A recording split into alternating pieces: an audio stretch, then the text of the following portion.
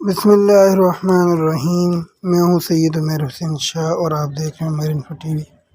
آج ایک پیاری ویڈیو آپ کے سامنے لے کر آنے لگا ہوں۔ عنوان اس کا ہے، کیا آپ نے سورۃ الفاتحہ پڑھی ہے؟ کیا تم نے سورۃ الفاتحہ پڑھی ہے؟ ایک بزرگ نے اس سے پوچھا۔ ہاں، کیوں نہیں، ہر روز نماز میں پڑھتا ہوں، اس نے تعجب سے جواب دیا۔ اچھا ذرا پہلی آیت پڑھ کر سناؤ، بزرگ نے کہا۔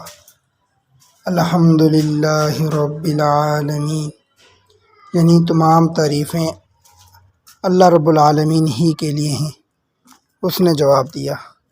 اچھا، تم فیس بک پر ہر تصویر لائک کرتے ہو، کیا تم نے کبھی خدا کی مصوری کو بھی لائک کیا؟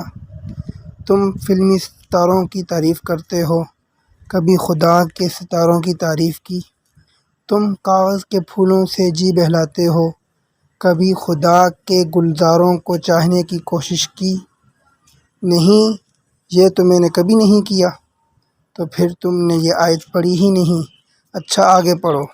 الرحمن الرحیم مالک یوم الدین، یعنی وہ رحمان ہے اور رحیم ہے اور روز جزا کا مالک ہے۔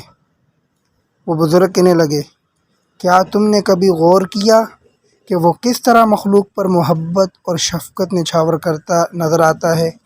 مخلوق کی بات سنتا ہے، ان کی غلطیوں پر تحمل سے پیش آتا ہے، ان کی خطاؤں سے درگزر کرتا ہے، نیک کاروں کی قدردانی کرتا ہے، اپنی حکمت کے تحت انہیں بے تحاشا نوازتا دکھائی دیتا ہے۔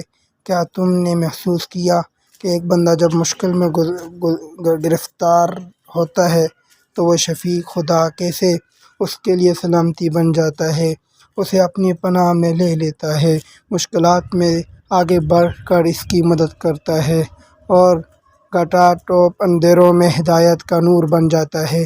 کیا تم نے خدا کو تصور میں اس کے سامنے جواب دہ کھڑا پایا؟ نہیں حضرت، یہ تو میں نہیں کرتا۔ تو تم نے پھر اس آیت کی کیا تلاوت کی؟ اچھا آگے سناؤ۔ ایاک نعبد و ایاک نستعین، ہم تیری ہی عبادت کرتے ہیں اور تجھ ہی سے مدد مانگتے ہیں۔ کیا ایسا نہیں کہ تم اپنے نفس کی عبادت کرتے ہو، اسی کے لیے صبح اٹھتے اور رات کو سوتے ہو، اسی کی خواہشات کو پورا کرنے میں نمازوں سے غافل رہتے ہو، مال سے محبت کرتے، کمزوروں کو کچلتے اور طاقتور سے ڈرتے ہو؟ اگر ایسا ہے تو تم نے خاک اس آیت کو پڑھا۔ آگے پڑھو۔ استاد جی اچھا میں پڑھتا ہوں۔ اہدنا الصراط المستقیم صراط الذین انعمت علیہم غیر المغضوب علیہم ولا الضالین، ہمیں سیدھا راستہ دکھا ان لوگوں کا جن پر تو نے اپنا کرم فرمایا، ان کے راستے پر نہیں جن پر تو نے اپنا غضب نازل کیا، اور نہ ہی گمراہوں کے راستے پر۔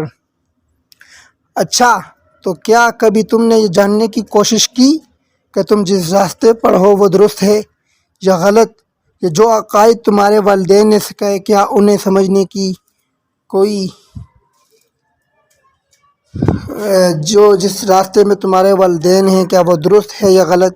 جو عقائد تمہارے والدین نے سکھائے، کیا انہیں سمجھنے کی کے لیے کوئی کوشش کی؟ کیا تم نے معلوم کیا کہ خدا کا پسندیدہ راستہ کون سا ہے؟ وہ کون لوگ ہیں جن پر اس کا غضب نازل ہوا؟ وہ کون لوگ ہیں جو گمراہ ہیں؟ وہ کون لوگ ہیں جو ہدایت کے راستے پر ہیں؟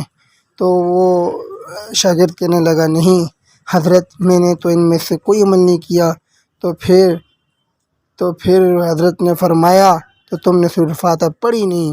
بزرگ نے اسے جواب دیا، اپنی راہ ہو لیے، اس لیے پہلے پشمانی سے اپنا سر جھکا لیا، کچھ دیر بعد اس نے سر اٹھایا اور اس عزم سے اٹھا کہ اب سورۃ الفاتحہ پڑھنی ہے۔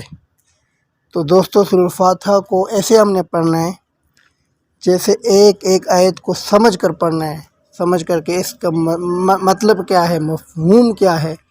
اور یہ ہم اگر اسی حالت میں، ہم نماز کی حالت میں پڑھتے ہوئے اس انداز میں پڑھیں کہ ہمیں پتہ چلے الحمدللہ رب العالمین کے کیا مفہوم ہے اور کیا اس کا ترجمہ ہے اور کیا انداز ہے، تو یقین مانیں ہماری ہر ایک نماز قبولیت کی طرف ہو، ہماری ہر ایک نماز میں ہمارا جو ذہن اور ہمارا روح و انوار ہو وہ اللہ کی طرف جب ہوگا تو پھر ہماری ہر ایک نماز ایسی ہوگی کہ وہ نماز بالکل قبولیت کی طرح ہوگی، وہ ہماری نمازیں قبول ہوگی، اور ہمیں نماز کے اندر اپنا رب نظر آنے لگے گا کہ رب کو ہم ایسے نہ پائیں کہ رب، پھر وہ یہ نہ کہ رب کو تم ایسے دیکھو جیسے رب تمہیں دیکھ رہے۔